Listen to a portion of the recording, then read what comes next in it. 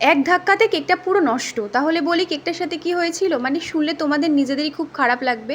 এটা ভেবেই যে কাস্টমারের হাতে দেওয়ার ঠিক 1 সেকেন্ড আগে আমার হাত থেকে মানে কেকটা ধাক্কা লেগে নিচে পড়ে গেল। আর সেই ধাক্কাটা কিন্তু একদম পুচকে একটা বাচ্চাই দিয়েছিল, যে জন্য আমি কিছু বলতে পারিনি। একটা ছোট্ট বাচ্চা খেলছে, আর তাদের যদি খেলার মাঝখানে আমি গিয়ে কেক নিয়ে দাঁড়াই, অবশ্যই সেখানে ওদের কোনোই দোষ নেই, আমারই দোষটা ছিল।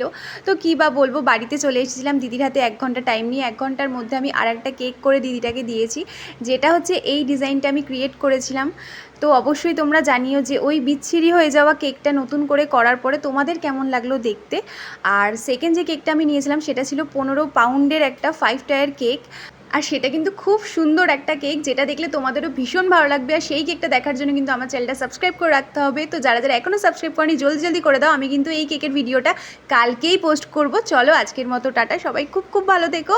আর যাদের ভালো লাগলো একটা করে লাইক করে দিও। টাটা।